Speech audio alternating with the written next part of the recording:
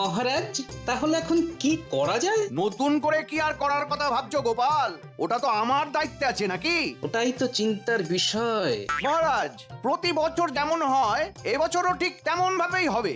আমি তো আছি নাকি মহারাজ? গোপাল যে বিষয়টার উপর আমার দৃষ্টি আকর্ষণ করেছে সেটা কিন্তু ভীষণ গুরুত্বপূর্ণ মন্ত্রী। মানে এমন কিছু করতে হবে যাতে প্রত্যেক বছরের এই খরচটা বাঁচে। প্রত্যেক বছর রথ হয়ে যাবার পর রথের কাঠগুলো খুব অযত্নে থাকে।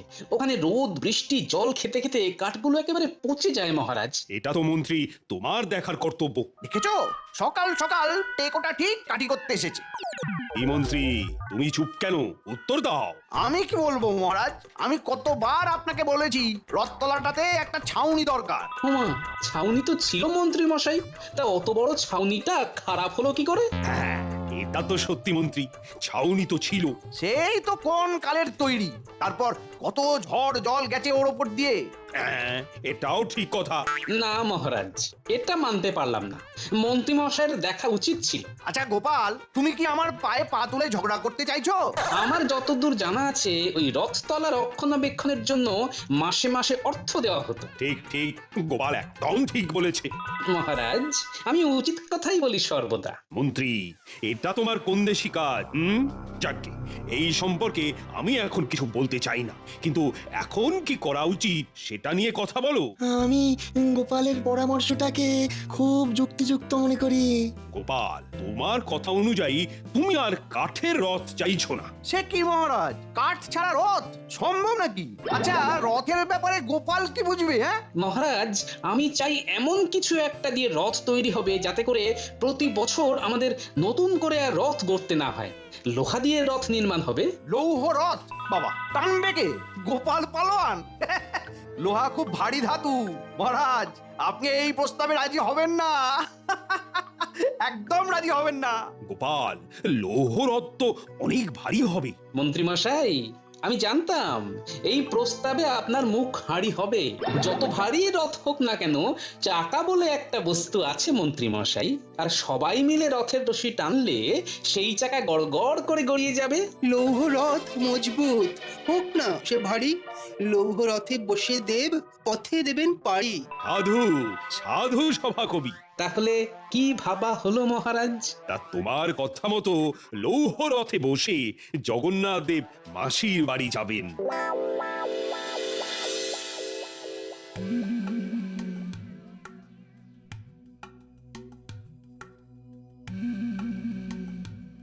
না, যাই বটা ঘটার বাড়িতে ঘুরে আসি, মাথাটা একটু হালকা হবে।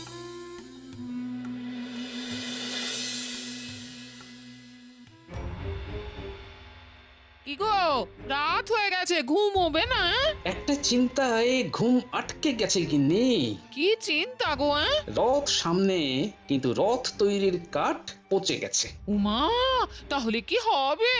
যার চিন্তা তাকেই করতে দাও না গিন্নি, তিনি ঠিক একটা উপায় বার করে দেবেন। সেটাই যদি বিশ্বাস করো, তবে তুমি রাতের বেলা ওইরকম পাঁচের মতো মুখ করে খাটে বসে চিন্তা করছো কেন? হ্যাঁ, মাথায় একটা উপায় এসেছে গিন্নি।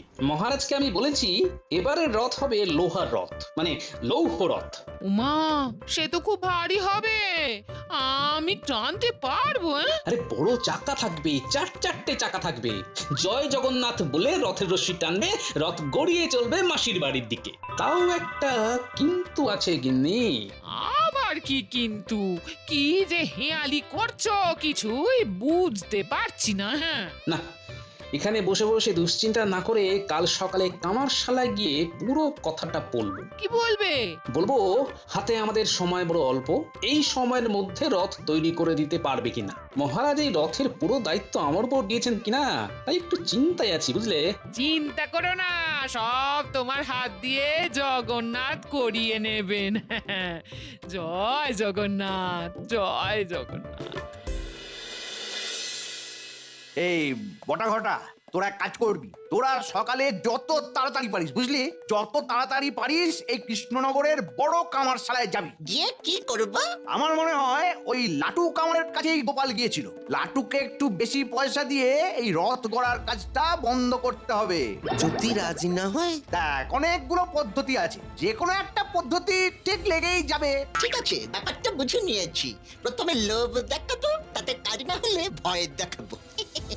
ভয় দেখাতে গিয়ে যদি হিতে বিপরীত হয়, যদি মহারাজকে আমাদের ব্যাপারে বলে দেয়। তুই নিশ্চিন্ত থাক ঘটা, লাট্টু লোকটা ভীষণ লোভী, ও পয়সাতেই গলে যাবে। হ্যাঁ, তাহলে তোদের ওপরে এই কাজটা দিয়ে আমি নিশ্চিন্ত থাকতে পারবো তো?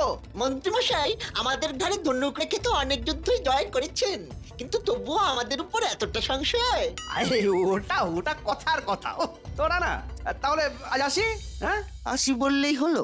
হাতে কিছু মোহর দিয়ে যান অগ্রিম বাবদ, নইলে নইলে কাজে নামবো কি করে? হ্যাঁ, প্রথম কোনো কাজ করতে গেলে বউনি করতে হবে না। কি ধরিবাজ হয়েছে দুজন। ঠিক আছে, তোদের এখন আমি 50টি মোহর দিয়ে যাচ্ছি। কেমন? 50? এই পিঁপড়ার পেছন টিপে আর কতদিন চলবে মন্ত্রীমশাই? একটু দরাজ হতে শিখুন। 50টা মোহর নিয়ে আমরা কি করব? আচ্ছা ঠিক আছে ঠিক আছে ঠিক আছে, এই নে এই নে, আরো 50টা মোহর দিলাম, বাকি পরে। হ্যাঁ, বাকি কত দেবেন একবার শুনি। আহা, এই কাজের জন্য আমি তোদের 500 মোহর দেবো। 500? না না, 500 দিকে জল গরম হবে, ওটা আরো 500 বাড়াতে হবে। হ্যাঁ, ঠিক আছে ঠিক আছে, আরে হাতটাই হবে, দেখো শুধু শুধু রাগ করে। তবে কাজটা কিন্তু জোরদার করে করা যায়, কেমন? হ্যাঁ, জোরদার করেই হবে, আপনি চিন্তা করবেন না। ধরে নিন আপনার কাজ হয়ে গেছে। আপনি ঘরে চলে যান, গিয়ে নিশ্চিন্তে শুয়ে পড়ুন। কাল সকালে উঠে দেখবেন আপনার মনটা খুব চাঙ্গা হয়ে গেছে। ঠিক আছে, কাল সন্ধ্যায় দেখা হবে। আসি।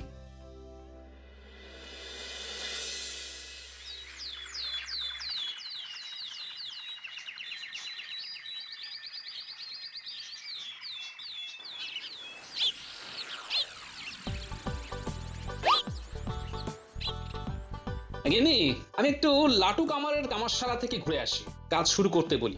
আমার কাছে যা আছে সেটাই অগ্রিম বাবদ দিয়ে আসি। আমারও জমানো কিছু আছে, সেটা নেবে? হ্যাঁ? প্রভু জগন্নাথের কাজ বলে কথা গো। গিন্নি, এই যে তুমি কথাটা বলেছো, এটাই অনেক গিন্নি, অনেক। তুমি সংসার খরচ বাঁচিয়ে যা জমিয়েছো তাতে হাত দেবো না গো, দেখবে সব ঠিক হয়ে যাবে। আমি আসি, কেমন? তুমি জমিয়ে রান্না করে রেখো, এসে খেয়ে রাজসভায় যাবো। চলি গো। ঠিক আছে ঠিক আছে।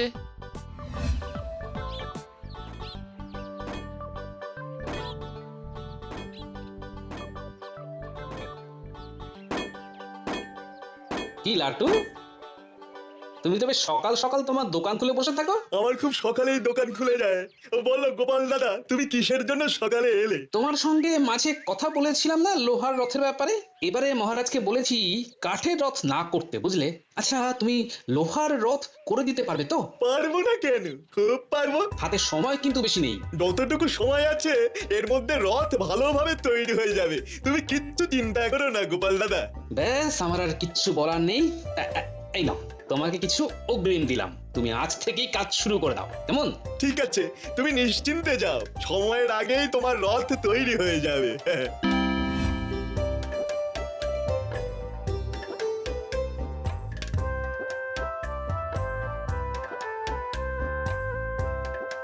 আমি স্নান করে আসি গিনি, তুমি ভাত বাড়ো, খেয়ে রাজসভায় যাবো। ওদিকে রথের কাজ সব ঠিকঠাক আছে তো? হ্যাঁ, লাট্টু তো বললো সময়ের অনেক আগেই রথ তৈরি হয়ে যাবে। জয় জগন্নাথ, জয় জগন্নাথ, জয় জগন্নাথ।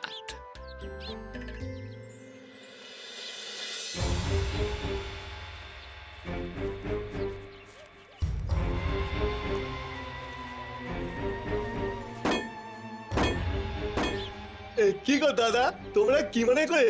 এই কথা বলতে এলুম। কেমন আছো? কি করছো? তোমাদের দয়ায় কেটে যাচ্ছে গো দাদারা। তোর কাছে কেন এলাম বল দেখি?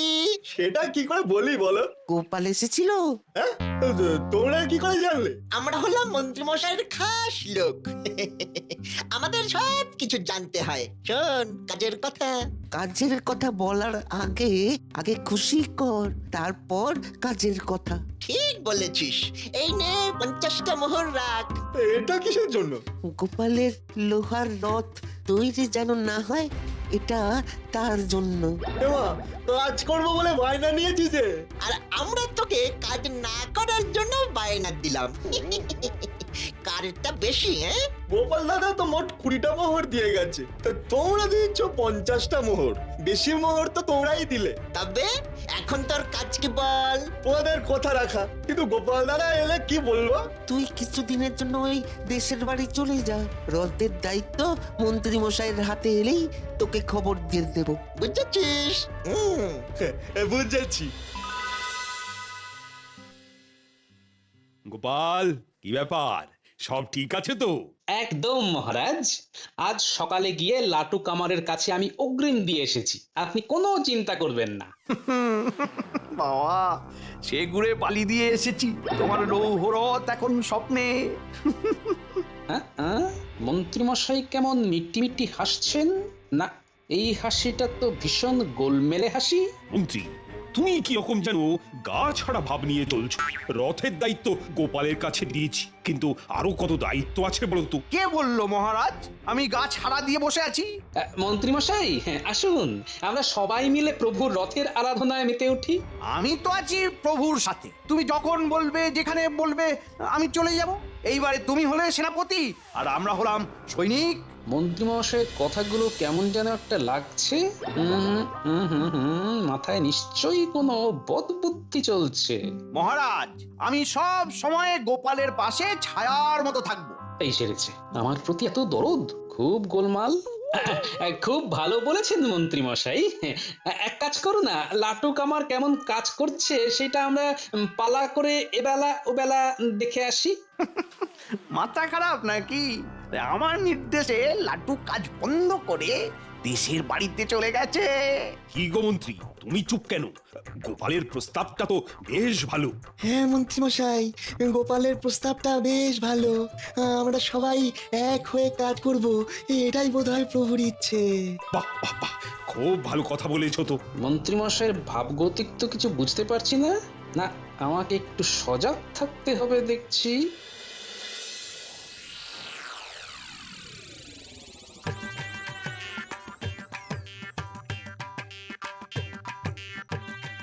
একটু তাড়াতাড়ি হাঁটো না, কি আস্তে আস্তে হাঁটছো? আমি তো এখন হাঁটছি না, ছুটছি। আর কত জোর হাঁটবো? আরে আরে, চড়ছো কেন বউ, চড়ছো কেন? দরকার পড়েছে বলেই না তোমার বাবার কাছে যাচ্ছি। সেই থেকে সেই এক কথা, জিজ্ঞেস করলেই বলছে দরকার পড়েছে বলেই না যাচ্ছি। বলি, দরকারটা কিসের পড়েছে শুনি? ও তুমি বুঝবে না, চলো চলো। কি গো লাটু ভাই, এত হনহনিয়ে চললে কোথায়? ওই দেখো, যেখানে বাঘের ভয় সেখানে সন্ধে হয়। আমার একটু দরকার পড়েছে গো, তাই আমি বউ ছেলে নিয়ে একটু আমার শ্বশুরালি যাচ্ছি। এই যা, আমার তো তোমাকে ভীষণ দরকার গো। কেন গো, আমাকে তোমার আর কিসের প্রয়োজন? আরে, আমার এই কাটারিটা ভেঙে গেছে, তোমার কাছে নিয়ে যাচ্ছিলাম। তা তুমি ওবেলা ফিরছো তো নাকি? না না, আমি একদম রথ কাটিয়েই আসবো। চলো চলো, খুব দেরি হয়ে যাচ্ছে, চলো চলো।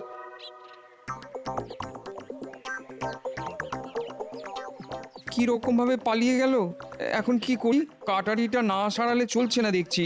দেখি কার কাছে যাই।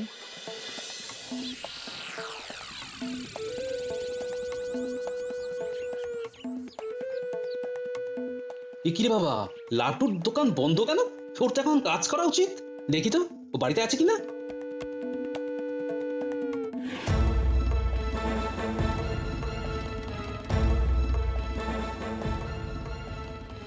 লাটু, লাটু, তুই কি ঘরে আছিস? লাটু। ও গোপাল দাদা, তুমি কাকে ডাকছো? লাটু কামারকে? ও তো নেই গো। নেই মানে? কোথায় গেছে? ওকে তো একটু আগে সপরিবারে ওর শ্বশুর বাড়ি যেতে দেখেছি। মানে ও ও ও ও শ্বশুর বাড়ি গেছে? তুমি অমন চমকে উঠলে কেন? কবে ফিরবে বললো? ও ফিরবে বললো রথের পরে। আমাকে দেখে না ভূত দেখার মতন চমকে গেল। সর্বনাশ, এবার কি হবে? তুমি কি খুব চিন্তায় পড়েছো গোপাল দাদা? দেখছিস ঘটা, ঘটনার ঘন ঘটা, গোপাল খুব পাতান্তরে পড়ে গেছে। কি ভালো লাগছে। চল আমরা দুজনে গিয়ে মন্ত্রী মশাইকে সব বলি। মন্ত্রী মশাই খুব খুশি হবে। পারলে আজ 100টা মোহর বকশিস নেব। চল চল। সব তো তোমাকে খুলে বললাম, এবার বলো আমি কি করতে পারি? এখানে আর কে ভালো কামার আছে বলো তো? সামনের গ্রামে আরেকজন আছে, আমি তার কাছেই আমার ভাঙা কাটারিটা সারাতে দিলাম। চলো আমাকে ওখানেই নিয়ে চলো। আমার মনে হয় লাঠুর তৈরি রথে প্রভু বসবেন না, এটাই হয়তো মনে মনে চাইছেন। জয় জগন্নাথ। তোরা দেখেছিস? আহা, গোপাল আতান্তরে পড়েছে। আহা, ওহ, কি যে ভালো লাগছে। এত ভালো একটা কথা শুনলাম, আমাদের একটু খুশি করে দিন মন্ত্রী মশাই। একটু ওই খুশি খুশি বাড়ি যাই। এই নে, এই নে, 4টে মোহর দিলাম। 4টে মোহরে কি হয়? ওটা বরং আপনার কাছে রাখুন, আপনার কাজ করে মজা নেই মন্ত্রী মশাই।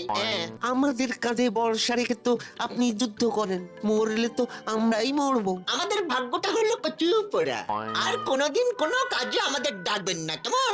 চল ঘটা, আর কিছু ঘটার আগে আমরা চলে যাই। এই রে, বটা ঘটা রেগে গেছে। না না না না, ওদের শান্ত করি, ওদের আগে শান্ত করি। এই রাগ করে না, সোনা মানা রাগ করে না। এই নে আরো 10টা মোহর, এই নে ধর। আমাদের 100 মোহর দিতে হবে, তবে নেব, নইলে চললাম। সব ঝুঁকি আমাদের, আর ক্ষীর খাবেন আপনি। এ তো হতে দেব না। যদি ক্ষীর খাই তাহলে সবাই একসাথে খাবো। ঠিক আছে, তাই নে। উফ, চাপ দিলেই সব বাপ বাপ করে বেরিয়ে যায়।